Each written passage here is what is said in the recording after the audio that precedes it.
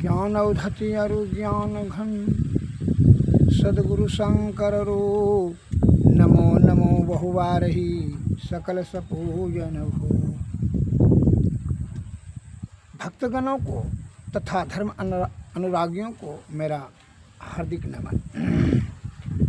संत वाणी में एक शब्द आया है, बिन सोचे समझे जो करे वह पाछे पछताए। काम बिगाड़े अपना जग में होत हसाए। अर्थात बिना सोचे समझे, बिना विचारे, आत्मा में चिंतन मनन करके, विवेकतापूर्ण से विचार करके जो कार्य करेंगे उसे ही सफलता सिद्धि मिलेगी। और बिना विचारे, बिना सोचे समझे, लोभ में, काम वासना में, क्रोध में, ईर्ष्या में, भय से जो भी कार्य आप करेंगे विषया आसक्त रह कर करके उससे बहुत बड़ी हानि आपको उठानी पड़ेगी। यहाँ तक कि आपका प्राण भी क्षय होने का आशा रहेगा। अर्थात आप मृत्यु को भी प्राप्त कर सकते हैं, अकारण मृत्यु भी हो सकता है आपका।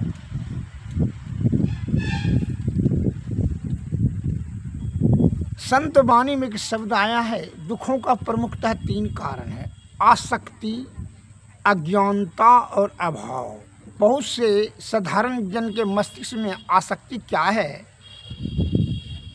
यह शब्द नहीं समझ सकता है। मैं इसी पर एक लघु कथा कह करके आपको समझाना चाहता हूँ कि आसक्ति से क्या होता है कि प्राण की हानि हो जाती है। एक लड़का को जो है एक लड़की से बहुत प्यार हो गया और लड़का की माँ हमेशा अपने पुत्र को समझाती थी कि सही रास्ते पर चलो, सही कार्य करो, सही ज्ञान प्राप्त करो। लेकिन वो लड़का जो है एक नंबर का नालायक और हरामी, आवारा किस्म का था और दुष्ट प्रकृति का था। वो सदैव उल्टे सीधा ही काम करता रहता था। माँ उसकी बहुत समझाने का प्रयत्न हमेशा करती रहती थी। ममत्व के कारण से उसको कड़ा दंड भी नहीं देती थी। तो वह लड़का जो है, जो लड़की से प्यार करता था, तो उसकी माँ ने उसको जो है समझाती थी कि वो लड़की दुष्ट प्रकृति का है, चरित्रहीन है, वह सही लड़की नहीं है। उसके पिताजी को, उसके खानदान को और उसको चरित्र से मैं अवगत हूँ, अतः तुम्हारा शादी दूसरी लड़की से करा देंगे। एवं प्रकार से बहुत सारी बातें कह करके समझाती थी और उससे शादी टाल मटोल कर देती थी। लड़का जो है जिद करने लगा कि नहीं माँ वही लड़की से शादी करेंगे। तो उसकी माँ को समझाते समझाते परेशान हो गई। तो लेकिन लड़का नहीं माना। अनंतः उसका दुष्परिणाम क्या हुआ, तो एक दिन लड़का ने लड़की से, जो अपनी प्रेमिका थी, तो उसे जाके करके लड़का बोलता है कि चलो हम लोग यहाँ से भाग कर करके दूसरी जगह शादी करके वहीं पर रहेंगे। तो लड़की तो बहुत चालाक थी और दुष्ट थी। वो लड़की मन में विचार किया कि जब ये भाग कर करके दूसरी जगह शादी करेंगे तो इसके संपत्ति से तो वंचित हो जाएंगे, इसका संपत्ति कैसे प्राप्त होगा। इस लड़का का माने तो है हमको संपत्ति का अधिकारी नहीं देगी, वो संपत्ति दूसरे के हाथ को बेच देगी। तो उसने, लड़की ने कहा ना ऐसा काम मैं नहीं करूँगी, क्योंकि तब कैसे होगा, कल के जो है तुम्हारी माँ जो है हम दोनों का विवाह में जो है वो बाधक है, अतः मैं चाहती हूँ। और रो रो करके लड़की कहने लगी कि अगर यदि आप हमसे प्यार करते हैं तो वो जो आपकी जहाँ दिल से प्यार करते हैं तो आप अपनी माँ को रास्ता से हटा दीजिए। कल कैसे हटाएंगे, कल को उसको मार दीजिए। तब जो है आपसे मैं खुशी खुशी शादी कर करके अपना ऐश मौज मस्ती से जीवन बिताएंगे हम दोनों। तो लड़का तो पहले नहीं मान रहा था, लेकिन वो चालाक थी, अपना त्रिया चरित्र का जो है चकमा शुरू कर दिया। जार बेजार रोने लगी कि आप हमसे नहीं प्यार करते हैं, फलना चिलना जो है वह इसका लड़कवा का हृदय पिघल गया। कल के आपका बूढ़ी माँ तो जो है साल 2 साल में मरिए जाएगी, उसका हत्या करने में क्या लगा है। एवं प्रकार से लड़का का दिल पिघल गया। कहा कि ठीक है, जब कहती कल के इसके लिए सबूत आप हमको दीजिएगा, अपने माँ का कलेजा ला करके हमको दीजिएगा तो मैं विश्वास कर लूँगी और आपसे शादी कर लो करके अपना मौज मस्ती से ऐशो आराम से जीवन व्यतीत करेंगे हम दोनों। का ठीक है। वो लड़का जो है अब घर की ओर चला। घर में आकर के एक कटार लेकर के माँ के कलेजा में भोंक दिया। खून तो पथरा गया, छिड़िया गया, खून बहुत सारे बह गया और माँ का कलेजा निकाल करके वह लड़का क्या करता है, वह कलेजा को जो है लेकर के आने लगा। वह खून में ही फिसल करके गिर गया। तो जैसे गिरा तो माँ का जो है कलेजा से जो है ममत्व का भाव से कलेजा से आवाज़ आया, कहीं बेटा चोट सोने लगा। माँ को अपने बेटा के प्रति इतनी आसक्ति थी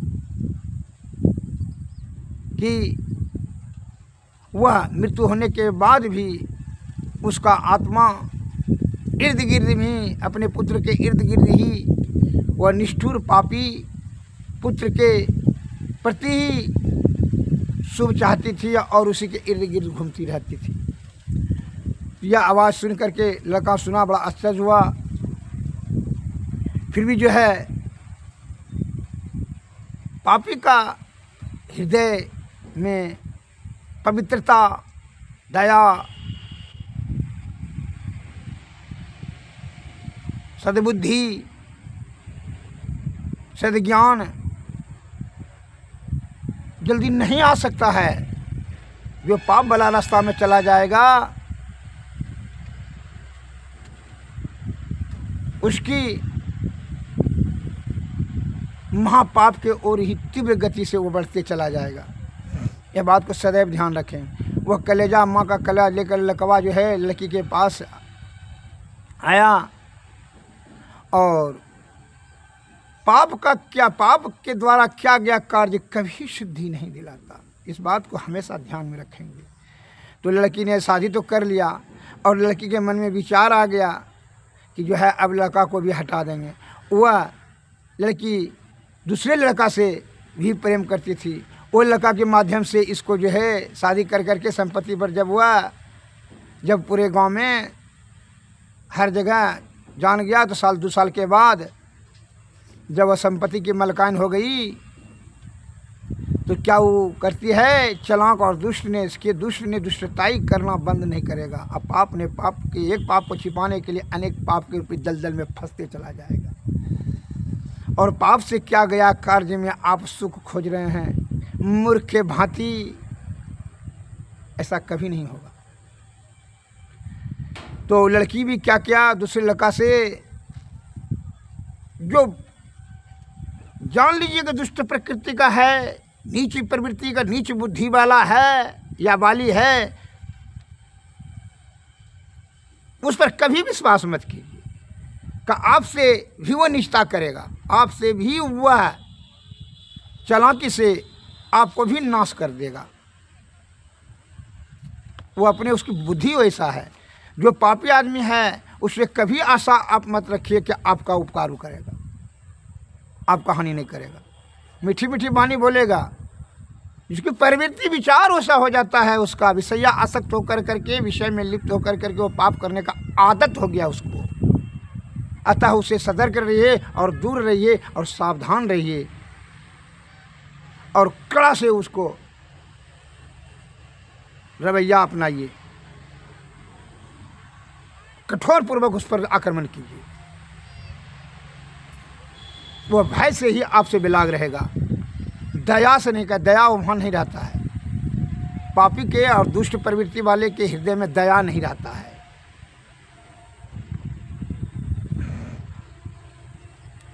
तो वह लड़की क्या है, दूसरे लड़का से जो है उसको भी प्रेम के जाल में फंसा करके ई अपने पति को भी मरवा दिया, ई लड़कवा को, जो कि माँ का हत्या किया था। पाप कभी पीछा नहीं छोड़ेगा, सदैव ध्यान रखिए। पाप जन्म जन्मांतर तक आपका पीछा नहीं छोड़ेगा, उसको दंड सहना ही होगा, प्रायश्चित करना ही होगा। तो लड़की ने भी उस लड़कवा को जो है भोजन में जहर दिलाकर उसको भी साफ करवा दिया और 2-4 नया प्रेमी खड़ा कर करके ऐश मौज करने लगी। और अंत में इसका भी दुर्गति हुआ कि भी एड्स के बीमारी से भी लड़की भी समाप्त हो गई। अर्थात रहे न कौड़ी पाप की, ज्यों आवे त्यों जाए। पाप वाला रास्ता से सुख और समृद्धि शांति कदापि प्राप्त नहीं होगा। इसलिए हे हमारे देश के प्यारे सज्जनों, शुद्ध चित्त आत्मा से पवित्र छल कपट रहित होकर करके जितना सा है उतने में ही संतोष रख कर करके सुख अनुभव उसी में करें। मन के बहकावे में आकर करके लालच और क्रोध, ईर्षा, मत्सर, इस सब के चपेट में आकर के आप कामी भोगी की तरह ललायित होकर के पाप वाला कार्य करने के लिए उसके रास्ता पर न चले, कदापि नहीं। कहा है उसका दुष्परिणाम दुर्गति की ओर ले जाएगा।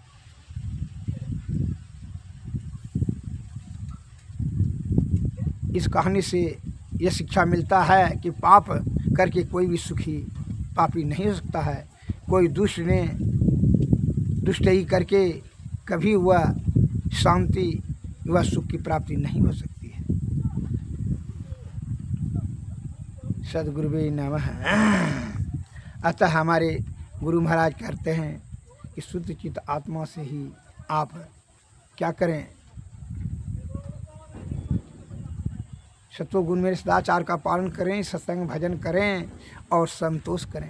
त्याग का शक्ति को बढ़ावें, मन और अहंकार पर नियंत्रण कर करके जीवात्मा को परम कल्याण के लिए सद्गुरु के शरण में जाएं। यही परमोत्कृष्ट कार्य है। यह शरीर धारण करने का वही जो है सबसे बड़ा जो है लक्ष्य होना चाहिए। और यही जो है आप किसी को हानि कर करके या पाप वाला कार्य कर या दुष्ट वाला बुद्धि लगा करके जो है आप अगर यदि सुख की चाहत रखेंगे, ऐसा नहीं होगा।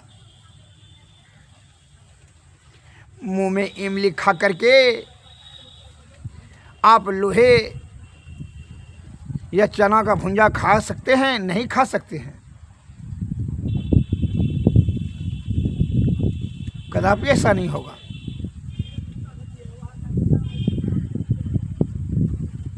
इसलिए शुद्ध चित्त आत्मा रखें, मन को साफ रखें, उसमें पवित्रता होगी तो वहाँ ईश्वर का वास होगा।